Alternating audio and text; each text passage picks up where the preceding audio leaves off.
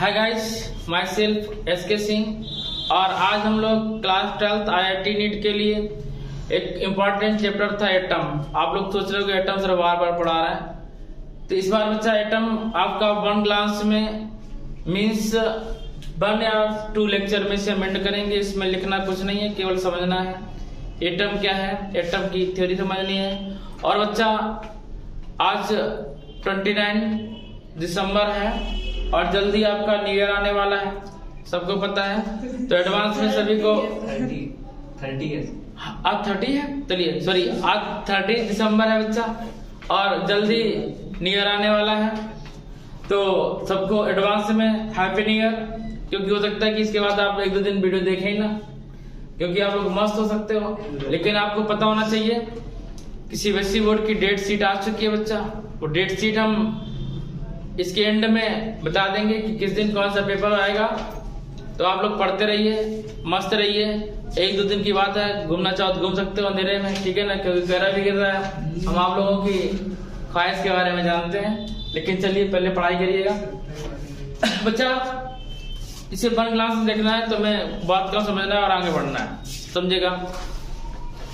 जब हम लोग एटम के बारे में पढ़ते हैं तो सबसे पहले जो एटम के बारे में बताया वो हम एंशिएंट हिस्ट्री में जाना चाहते हैं।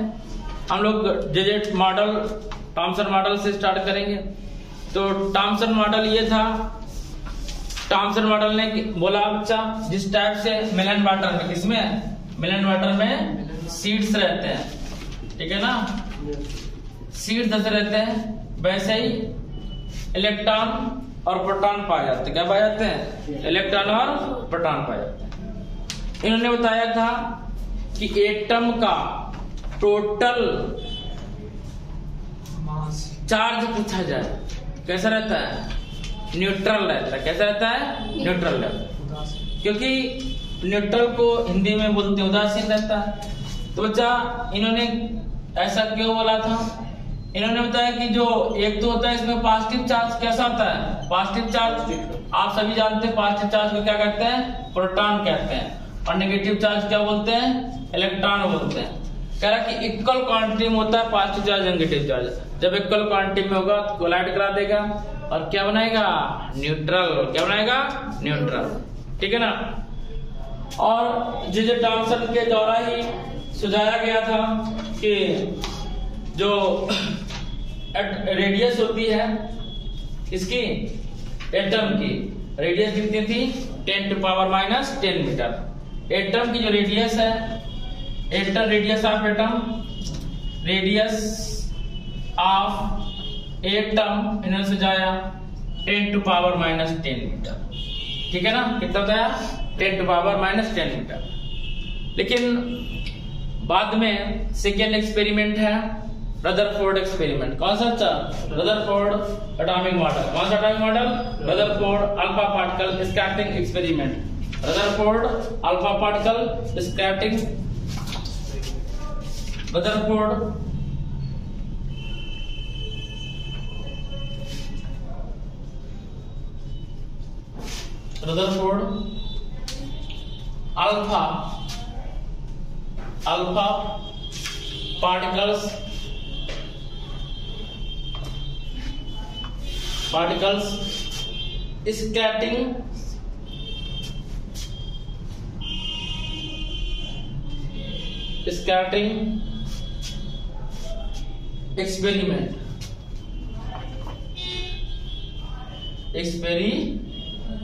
Particles scattering experiment. Rutherford alpha particle scattering element, sorry scattering experiment. इसे हिंदी में बोलेंगे रदरफोर्ड का अल्फा परमाणु प्रयोग, ठीक है ना। तो बच्चा ये भी रदरफोर्ड ने नहीं किया था। रदरफोर्ड के 2 स्टूडेंट थे, एक का नाम था मडरसन और सेकंड का नाम था ग्रेगर। क्या नाम था बच्चा? ग्रेगर। तो मडरसन और ग्रेगर ने, ये कौन थे? ये स्टूडेंट थे। क्या नाम था? देखिए मारस डन लिखेंगे, मारस डन, ठीक है ना, मर्स डन, मडरसन पढ़ेंगे। और सेकेंड थे गेगर, गेगर, दो ये साइंटिस्ट थे जिन्होंने रदरफोर्ड का सपना पूरा किया। अक्सर गुरु सपना पूरा करता शिष्य का, इन्होंने शिष्य ने सपना पूरा किया किसका? गुरु का। इन्होंने बोला रदरफोर्ड ने कि जाके बच्चों एक्सपेरिमेंट करो। इन्होंने कहा ठीक गुरुजी। एक्सपेरिमेंट करने के लिए इन्होंने जो इंस्ट्रूमेंट लिए वो इंस्ट्रूमेंट थे, पहला था गोल्ड फॉयल। क्या थे बच्चा? Gold foil. इन्होंने गोल्ड फॉयल ली। गोल्ड फॉयल, गोल्ड का क्या होता है सिंबल? AU। क्या होता है? AU। इन्होंने AU लिया। क्या लिया? AU, ठीक है ना, AU। अच्छा, AG सिल्वर का होता है और AU गोल्ड का होता है। दोनों डिफरेंस क्या होता है पता है? हिंदुस्तान में लड़कियां क्या कहते हैं अपने हस्बैंड से? AG इधर आना, ठीक है ना, गरीब कंट्री है। अमेरिका वगैरह क्या कहते हैं? AU, यू इधर आओ, तो AU, ठीक है ना, गोल्ड, ठीक। तो अच्छा देखिएगा, जब इन्होंने गोल्ड फाइल लिया, गोल्ड फाइल क्यों लिया? कभी कभार पूछ देता है कि व्हाई टेकन गोल्ड फाइल। तो बच्चा गोल्ड फाइल इसलिए लिया क्योंकि गोल्ड फाइल को एक थिन सीट बनाई जा सकती है। सीट का मतलब परत बनाई जा सकती है। इस पर इन्होंने अल्फा रेज इंसिडेंट की। कौन सी रेज डाली इस पे? Alpha rays. जैसे इन्होंने अल्फा रेज इस पे इंसिडेंट किया तो ये अल्फा रेज टकराई नहीं इससे, पहले इस क्या हो गई? रिटर्न हो गई बैक। जैसे गई वैसे ही बैक रिटर्न, ऐसे जा रही थी और दूर से यहां से क्या हो गई? रिटर्न हो गई। इस पे टकराई नहीं, कोलाइड नहीं किया, दूर से ही वापस हो गई, ठीक है ना। कुछ अल्फा रेज थी वो सीधा तो पास हुई तो सीधा पास हो गई, बाहर निकल गई। मैक्सिमम अल्फा रेज, कुछ नहीं, मैक्सिमम अल्फा रेज क्या हो गई? बच्चा पास हो गई। मैक्सिमम अल्फा रेज पास हो गई किससे? गोल्ड फाइल से। कुछ अल्फा रेज टकराई नहीं और बैंड हो गई ऐसे, ठीक है ना, ऐसे ही कुछ अल्फा रेज बैंड हो गए, ठीक। कुछ अल्फा रेज गई ऐसे और जाके टकरा के ऐसे वापस आ गए, बैक आ गए, ठीक। बात समझ बच्चा? कुछ अल्फा रेज 90 डिग्री पे मूव हो गई।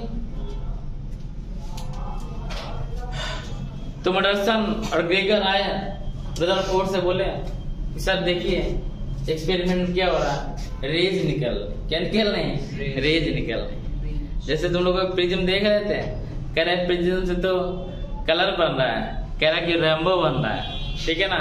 ऐसे उन्होंने बताया कि प्रिज्म मतलब उन्होंने बताया कि रेज निकल रही है। गुरुजी ने कहा आते देखते हैं, देखा, उन्होंने कहा चमत्कार हो गया है, ठीक है ना। इन्होंने बताया, इसका एक्सप्लेनेशन दिया। किसने एक्सप्लेनेशन दिया? रदरफोर्ड ने। रदरफोर्ड ने बताया कि कोई भी एटम है उसका जो मैक्सिमम पार्ट होता है वो कैसा होता है? वैकेंट होता है। कैसा होता है बच्चा? वैकेंट मींस क्या होता है? खाली, ठीक है ना, रिक्त होता है, वैकेंट होता है। कैसा होता है? वैकेंट होता है। मींस क्या होगा बच्चा? इन्होंने बताया कि जो वैकेंट पार्ट होता है उस वैकेंट पार्ट में इलेक्ट्रॉन पाया जाता है। क्या पाया जाता है? जो वैकेंट पार्ट होता है उसमें क्या पाया जाता है? इलेक्ट्रॉन पाया जाता है। ये रदरफोर्ड ने बताया बच्चा, जो वैकेंट पार्ट है, जो खाली पार्ट है किसी भी एटम का, उसमें क्या पाया जाता है? इलेक्ट्रॉन।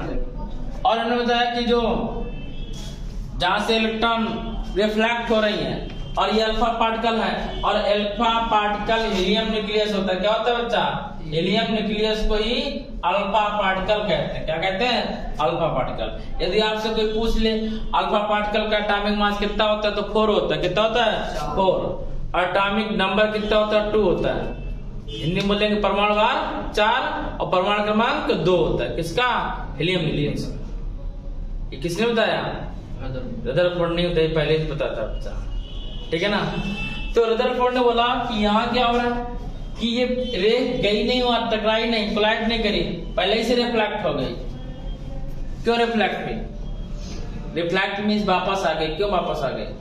तो उन्होंने बताया कि न्यूक्लियस कैसा होता है, पॉजिटिव होता है। कैसा होता है? Positively charge.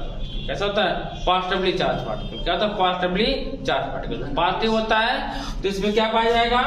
प्रोटॉन पाया जाएगा। क्या पाया जाएगा? प्रोटॉन। इन्होंने ये भी बताया कि न्यूक्लियस में न्यूट्रॉन भी पाया जाता है। क्या पाया जाता है? न्यूट्रॉन। प्रोटॉन और न्यूट्रॉन।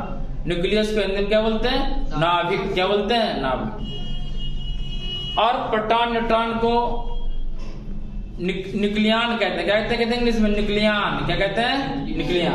हिंदी में बच्चा इसको कुछ नहीं कहते हैं। प्रोटॉन और न्यूट्रॉन को संयुक्त रूप से न्यूक्लियन कहा जाता है। क्या कहता है? न्यूक्लियन। क्या कहते हैं? न्यूक्लियन। इसमें प्रोटॉन होता है प्लस न्यूट्रॉन। बात समझा? तो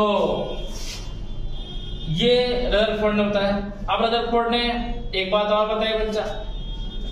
रदरफोर्ड ने देखो ज्यादा नहीं बोलना चाहिए, जहां तक पता हो वहीं तक बोलना चाहिए, आगे रुक जाना चाहिए। गलती कर दी रदरफोर्ड जब एक्सप्लेनेशन कर रहे थे, इन्होंने बताया कि जब इलेक्ट्रॉन रिवॉल्व करता है, ये इनका ड्रॉबैक है रदरफोर्ड का, कि जब इलेक्ट्रॉन रिवॉल्व करता है अराउंड द न्यूक्लियस, तो अराउंड द न्यूक्लियस रिवॉल्व करते हुए एनर्जी का इमिशन करता है। क्या करता है? एनर्जी का इमिशन करता है। इमिशन मींस क्या होता है बच्चा? उत्सर्जन। क्या करता है? उत्सर्जन। और बताया रदरफोर्ड ने बताया कि जब इलेक्ट्रॉन रिवॉल्व करता है तो ये ऐसे मूव करता है। कैसे?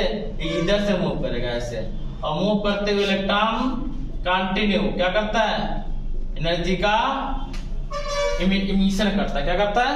इमिशन करता है, एनर्जी को इमिट करता है। ये किसने बताया था? रदरफोर्ड। किसने बताया था? रदरफोर्ड। तो रदरफोर्ड मॉडल ये हो गया बच्चा। हम लोग बोले हम आपको कि हमें सिंपल वे से पढ़ना है और ज्यादा डीप में नहीं जाना है। अभी डीप में इसलिए नहीं जाना है क्योंकि हम लोग इसका पढ़ चुके हैं, केवल हमें इसके लिए रिवाइज करना है, ठीक है ना। यदि आपसे पूछ दिया जाए कि अल्फा पार्टिकल जब स्टार्टिंग कराता है एक्सपेरिमेंट में, तो इसका फोर्स कितना होता है? कितना फोर्स प्रोड्यूस होता है? रदरफोर्ड के अकॉर्डिंग इसका फोर्स क्या होगा? किसका? गोल्डफॉयल का। और अल्फा पार्टिकल में जो रह जाएगी, इस पे रिपल्सिव फोर्स क्या होगा न्यूक्लियस के लिए? तो रिपल्सिव फोर्स की बात करते हैं तो फोर्स आपने पढ़ा है by Coulomb's law. By Coulomb's force क्या होता है बच्चा? F equal 1/4 pi epsilon Q1 Q2 by R। R के अल्फा पार्टिकल और न्यूक्लियस के बीच की डिस्टेंस है, ठीक है ना। और बच्चा F equal 1/4 pi epsilon not. Alpha particle में कितने इलेक्ट्रॉन है? तो जितने एटॉमिक नंबर होते हैं उतने इलेक्ट्रॉन होते हैं। कितने एटॉमिक नंबर है? 2। कितने? 2। तो 2e। और बोले गोल्डफॉयल कितने हैं? तो बोल दिया Ze। क्या बोल दिया? Ze upon R square. 2Ze square क्या जाएगा? 2Ze square. इतने लिखा रहने के बच्चा। और Z की वैल्यू क्या लेंगे? Z की वैल्यू लेंगे जो एटॉमिक नंबर होगा किसका? गोल्डफॉयल का। 50 के अप्रॉक्स है, आप लोग देख लीजिएगा, ठीक है ना। अब हम लोग बात करते हैं साइज ऑफ न्यूक्लियस की। साइज ऑफ न्यूक्लियस, और ये रदरफोर्ड एटॉमिक मॉडल के अकॉर्डिंग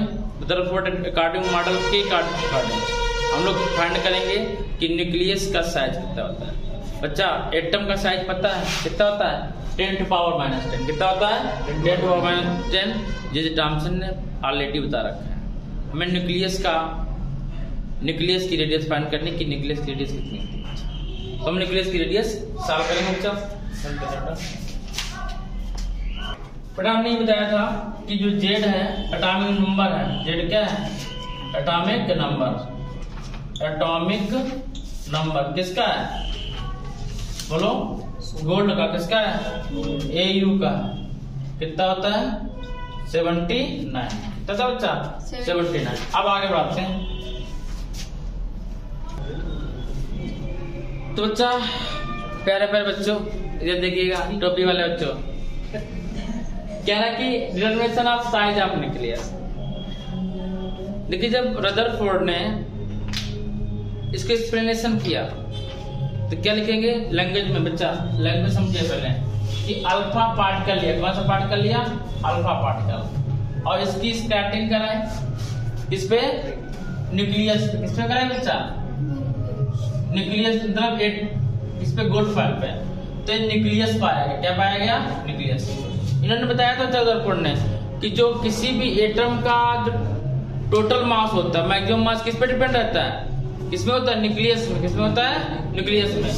तो इन्हें देखा गया है, यहाँ पे बच्चा ध्यान दीजिएगा, यहाँ पे ये फाइंड किया गया कि जो इलेक्ट्रॉन था ये कम बैक हो गया है, यहीं से कम बैक हो गया, वहां तक नहीं पहुंचा। किसका इलेक्ट्रॉन? अल्फा पार्टिकल जो इलेक्ट्रॉन जा रहा था बैक हो गया। क्या हो गया? बैक हो गया। तो जब बैक हो गया, क्यों बैक हो गया? तो ये बताया कि जो एक इक्वल क्या बच्चा, जब सेम टाइप के पार्टिकल्स होते हैं, पॉजिटिव पॉजिटिव हो, नेगेटिव नेगेटिव हो, तो क्या करते हैं? दूसरे को अट्रैक्ट करते हैं। तो क्या दोनों पॉजिटिव पॉजिटिव, तो क्या किया? अट्रैक्ट किया। तो बोले इसकी कुछ साइज होनी चाहिए न्यूक्लियस की, कि कितना बड़ा न्यूक्लियस होता है। एटम बता दिया 10 मीटर होता है, तो कह रहा कि न्यूक्लियस कितना बड़ा होता है। तो इसकी डिस्टेंस सपोज कर ली कितना बच्चा? r0। क्या सपोज कर ली? r0। क्या सपोज करी? r0। और हम लोगों को पता है कि जो ये क्या करता है? रिपेल करता है। क्या करता है? रिपेल करता है।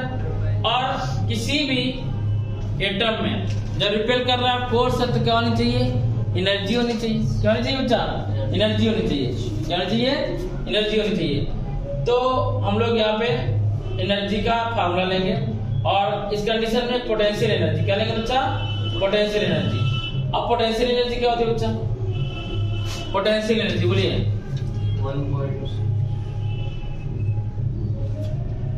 पोटेंशियल एनर्जी यू से डिनोट करेंगे, किससे? यू से। और हकीकत में क्या होती है? वर्क होती है। क्या होती है? वर्क। और वर्क इक्वल क्या होता है? Force into displacement. क्या होती है? Force into displacement. तो ध्यान दीजिएगा डिस्प्लेसमेंट की जगह हम लोग लिख लेंगे dr, क्योंकि डिस्टेंस क्या ले रहे हैं? r0। ठीक। यू इक्वल वर्क की value 1/4 pi epsilon 2e into ZE upon r square force value ना इंटू dr। क्या? dr। और इंटीग्रेशन का साइन यूज कर दे रहा है।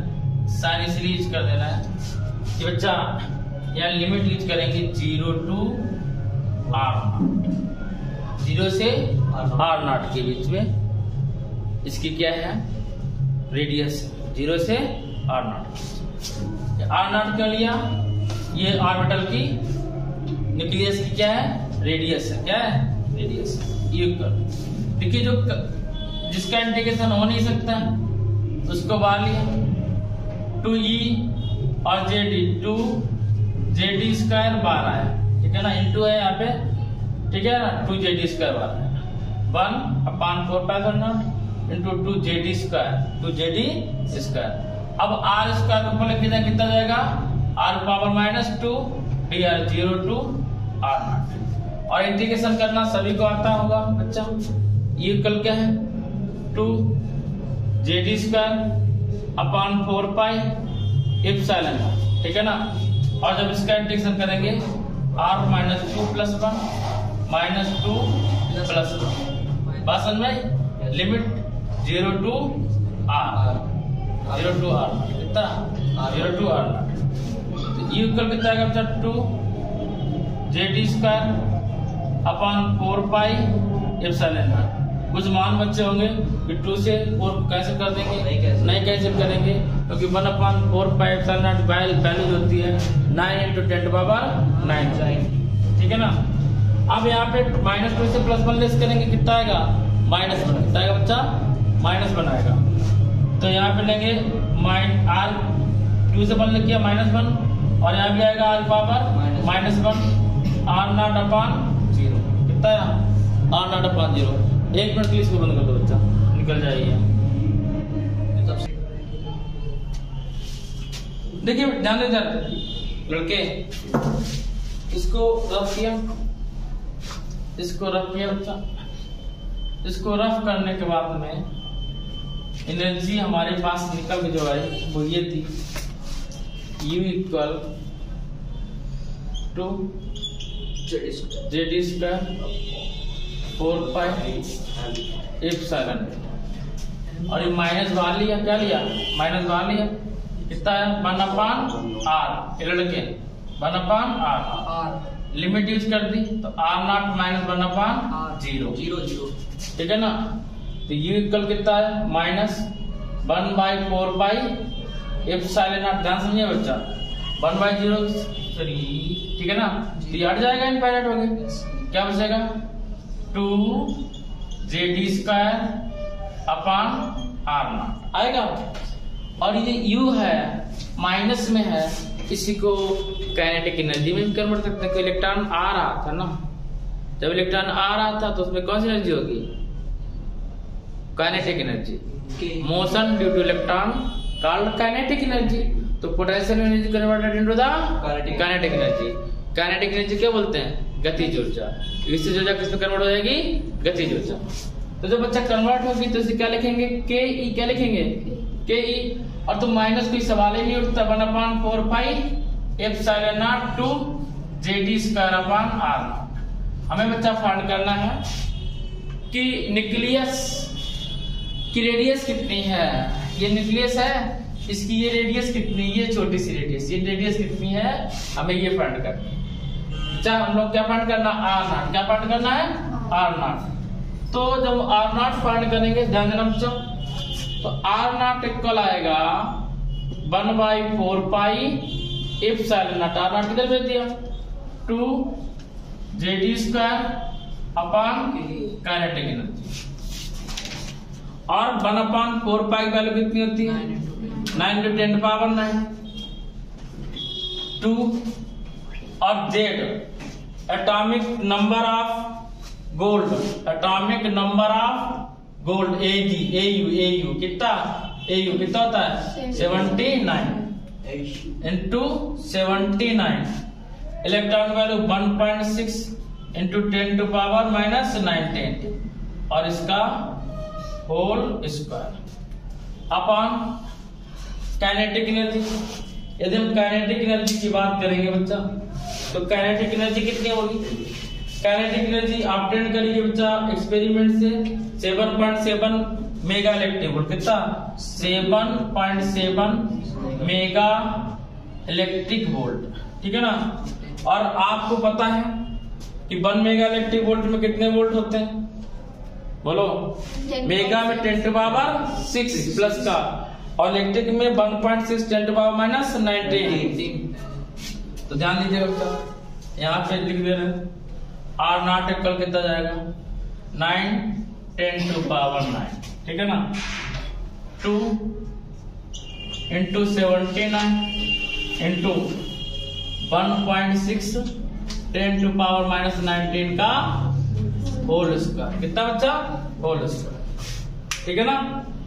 अपॉन 7.7 जिनको दिख नहीं रहा हो थोड़ा सा और छोटा लेते हैं 1.6 10⁻⁻19 का whole square upon 7.7 mega electric volt. 7.7 10⁻6 into 1.6 10⁻⁻19। एक ही कैंसिल हो जाएगा पावर से ठीक है ना।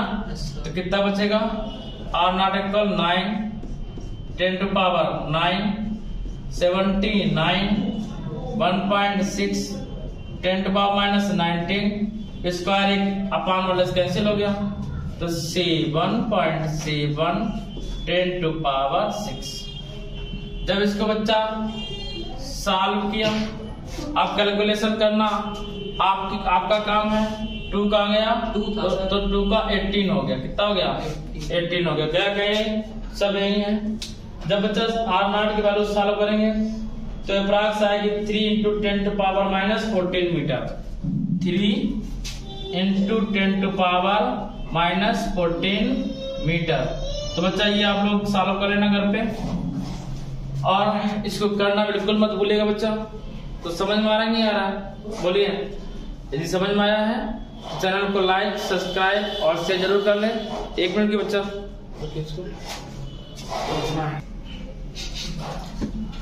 तो बच्चा ये हमारी डेट शीट रही सीबीएसई बोर्ड की। 20 फरवरी को हिंदी है और 24 इंग्लिश, 28 केमिस्ट्री, 6 को फिजिक्स, और बीच में बच्चा होली भी है तो फिजिक्स सभी से पढ़ना स्टार्ट करिएगा। 11 को मैथमेटिक्स है, 13 को फिजिकल एजुकेशन और 1 को कंप्यूटर है बच्चा। तो आप लोग पढ़ते रहिए, मिलते हैं नेक्स्ट डे नेक्स्ट वीडियो के साथ। तब तक के लिए एसके सिंह का जय हिंद।